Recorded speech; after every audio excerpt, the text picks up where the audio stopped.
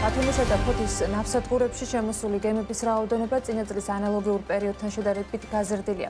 ეკონომიკის მინისტრის მოადგილის ინფორმაციით, რომელსაც რამდენიმე დღის წინ ბათუმსა და ფოთში საზღვაო ნავსადგურებში მასპინძლობდნენ, ის აღნიშნავს, რომ გაიზარდა შემოსული გემების ტონაჟიც. ბათუმის ნავსადგურში მიმდინარე წლის პირველ 9 თვეში დაფიქსირებული არის გემების ტონაჟის 19%-იანი ზრდა, ხოლო ფოთის ნავსადგურის შემთხვევაში 8%-იანი მატება. APM ტერმინალს ფოთის 10 თვის მონაცემების მიხედვით ამ შუალედში 522,908 ტეუ კონტეინერია დამუშავებული, რაც გასული წლის ანალოგიურ პერიოდთან შედარებით 17%-ით მეტია. კომპანიის ინფორმაციით გაზრდილია საკონტეინერო გემების მიღების რაოდენობაც. წელს 10 თვეში ფოთის პორტმა 299 გემი მიიღო, რაც 14%-ით მეტია, ვიდრე გასული წლის იანვარ-ოქტომბერში იყო. ამას გარდა, ამ წლის განმავლობაში გაზრდილია გენერალური ტვირთების მოცულობაც. პორტში დამუშავდა 214,095 ტონა, რაც 11%-ით მეტია გასული წლის მაჩვენებელთან შედარებით. ჩაშან 192,865 ტონა იყო. მომატებული არის საბორნე გზით მიღებული ტვირთების რაოდენობაც. რა ზრდის ამ ნაკადს და როგორი არის გამტარუნარიანობა, ზვიად ჩხარტიშვილი ფოთის საზღვაო ნავსადგურის ადმინისტრაციის დირექტორი შემოგვიერთდა საქმის კურსის პირდაპირ ეთერში. მოგესალმებით, მადლობა რომ ხართ ჩვენთან ერთად. პრინციპში ბოლო წლები რასაც თვალს ვადევნებთ, მცირედი ჩავარდნები თუ არა, ზრდა და დატვირთულობა მაქსიმალური არის ამ დროის განმავლობაში, მაგრამ წელს რა განაპირობებდა შაშანდელთან შედარებით 17%-იან ზრდას და თუ საერთო ჭრილში შევხედავთ ყველა ტიპის ტვირთს, ყველა შემთხვევაში გვაქვს ასევე მატება. რისი დამსახურება არის ეს წელს, რა მოგცა ამ ზრდის საშუალება? მადლობა მინდა გადაგიხადოთ მოწვევისთვის. მართალი ხართ, ჩვენ ვაკვირდებით, რომ ბოლო რამდენი წლის განმავლობაში ზრდა გვაქვს და საგზნობი გზა ფიქსირდება უკვე 2023 წლიდან მოყოლებული. 2025 წლის 10 თვის მონაცემებს თუ შევხედავთ, ჩვენ წინა წლის ანალოგიურ პერიოდთან შედარებით 17%-იანი ზრდა არის უშუალოდ დამუშავებული კონტეინერების რაოდენობაში. აქ ჩვენ ზრდა გვაქვს აბსოლუტურად ყველა მიმართულებით, დაწყებული პირველადი მოხმარების ტვირთები, ეს იქნება ელექტროტექნიკა, სამშენებლო მასალები და აგრეთვე ერთ-ერთი ყურადსაღები არის ის სიტუაცია, როდესაც ნახეთ ერთ-ერთი განმაპირობებელი ყოველთვის იყო ხოლმე მეორადი მანქანები.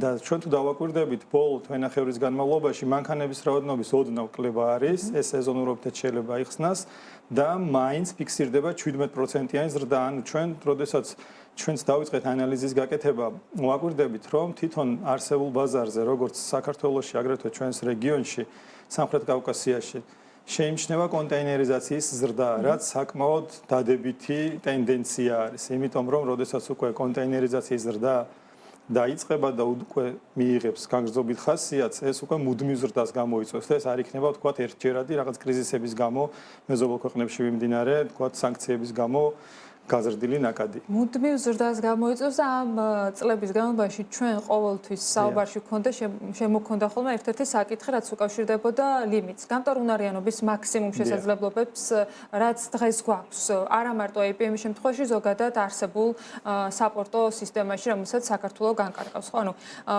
ერთის მხრივ შეიძლება ავტომანქანების შემცირებამ გააჩინა შესაძლებლობა, რომ სხვა ტვირთების გადმოტანა ყოფილიყო რესურსულად გაწვდომადი საკონტეინერო ნაწილში, მაგრამ მეორეს მხრივ როგორ ხერხდება, რომ მაინც იზრდება თუ ბევრი წელია ვამბობთ, რომ რაღაც ლიმიტს უახლოვდებით, მაგრამ მაინც ვახერხებთ, რომ ეს ზრდა იყოს. პირველ რიგში თქვენ მოგეხსენებათ, რომ ჩვენ გვაქვს სტრატეგიული პროექტი, რასაც ქვია ფოთის ახალი ნავსადგურის, ხმასწყალოვანი ნავსადგურის მშენებლობის პროექტი და ამ ეტაპზე ოდნავ დაგვიანდა. რაც შეეხება არსებულ ლიმიტებს. არსებული ლიმიტები თქვენს რომ 550,000 ტეუს გამტარუნარიანობა გქონდა ჩვენ. მას შემდეგ რაც დაიგეგმა უკვე გაუმჯობესების პროცედურები და ჩვენ ამდენჯერმე ვახსენეთ, რომ აქ ჩართული იყო ერთ-ერთი მთავარი მოთამაშეები არიან ფოთის საზღვაო ნავსადგურის გარშემო არსებული ოფტოკ ტერმინალები. ჩვენ საოპერაციო გუნდთან ერთად დაიგეგმა სერიოზული განვითარების პროცედურები და გაუმჯობესების პროცედურები უშუალოდ უკვე არსებული ლიმიტების ფარგლებში. შემდგომ ამისა 2025 წელს განხორციელდა მცირედი ინვესტიცია, ჩვენ შევიძინეთ დამატებით 5 ჰექტარი ტერიტორია, რითაც შესაძლებლობა მოგვეცა 50,000 ტეუთი გაგვეზარდა ჩვენი გამტარუნარიანობა. დღეს ჩვენ შეგვიძლია ვთქვათ, რომ 600,000 ტეუ არის ფოთის საზღვაო ნავსადგურის გამტარუნარიანობა. ჩვენ წლის ჭრილში ჩვენ შეიძლება მივახციოთ ზედა ზღვარს, მაგრამ ამ წელს უკვე დაგეგმილი გვაქვს, რომ ჩვენ პროცედურების მიხედვით გავუმკლავდებით, მაგრამ შემდეგი წლიდან ჩვენ უკვე უნდა გადავხედოთ იმ სიტუაციას, როდესაც ერთის მხრივ ჩვენი სტრატეგიული პროექტი გვიანდება, ჩვენ გვაქვს ვალდებულება ჩვენი პარტნიორების წინაშე და ჩვენ უნდა განვახორციელოთ არსებული ინფრასტრუქტურის ფარგლებში გამტარუნარიანობის ზრდა. ამიტომ დაგეგმილი არის უკვე პროცედურები, თქვენ როდესაც უკვე ჩვენ პროექტს როდესაც უკვე დასრულების ეტაპზე გადავიყვანთ, აუცილებლად გაგაცნობთ, მაგრამ რამდენიმე მიმართულებით იქნება, ეს იქნება არხის მიმართულებით რეაბილიტაციონი ჩაუტარდეს, ეს იქნება უშუალოდ ნავმისადგომების რეაბილიტაცია, იქნება რკინიგზის ინფრასტრუქტურის რეაბილიტაცია ერთის მხრივ დავასრულოთ საკონტეინერო ტერმინალში და შემდგომ უკვე მთლიანად ნავსადგურის ტერიტორიაზე ვიწყებთ უკვე სარკინიგზო ინფრასტრუქტურის გაუმჯობესებას. ანუ ყველა მიმართულებით ჩვენ უნდა გავუსწოროთ არსებულ რეალობას თვალი და უნდა დავიწყოთ უკვე არსებული ტერმინალის მოდერნიზაციის პროექტები. იყო თუ არა ეს საკითხი განხილული მათ შორის იმ შეხვედრისას, როდესაც ეკონომიკის მინისტრის მოადგილე ჩამოვიდა აჭარაში, უცხოარ არის მისთვის ეს სივრცე, არც ეს მხარე და არც თქვენი მიმართულება და კიდევ ერთხელ ახსენებ, რომ ის რადგანაც თქვენ ეძახეთ, რომ დაგვიანდა, არის რამდენიმე წლით გადადებული პრინციპში პროცესი, ეს არ არის რომ შაშან უნდა გაკეთებულიყო ეს ბევრად ადრე ჰქონდათ დაანონსებული, მაგრამ ჯერჯერობით არ არის თქვენი საუბრით, როგორც ხვდები ეკონომიკის სამინისტროსგან შესაბამისი პასუხი მიღებული, რომ აი ამ დროს შეგვიძლია რომ ფინიშამდე მივიდეთ. განიხილეთ თუ არა კაპიტან თამართან ეს საკითხი და რა იმპულსები ჩანს ამ დროისათვის 2026-ში უნდა ველოდოთ გადაწყვეტას?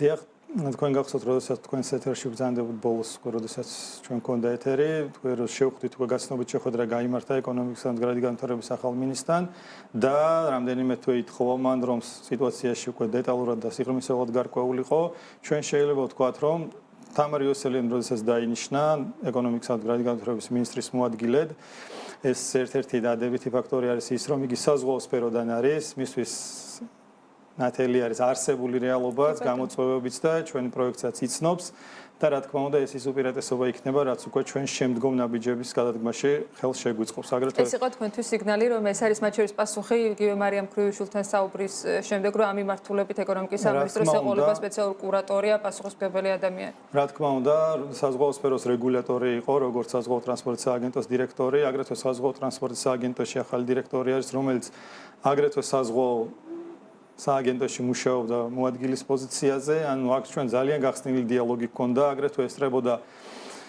რკინიგზის ახალი მენეჯმენტი, დირექტორი, მის მოადგილესთან ერთად ჩვენ გავაცანით ჩვენს მიერ დაგეგმილი მოკლევადიანი პროექტები, რადგან ეს ხანგრძლივადიანი ჩვენი სტრატეგიული პროექტი ისედაც ნათელი არის, მაგრამ როგორც მინისტრის მოადგილემაც აღნიშნა, არსებულ პორტს ჩვენ უნდა ჩაუტაროთ მოდერნიზება და ვეთანხმებით და ჩვენ გავაცანით ჩვენი ხედვა.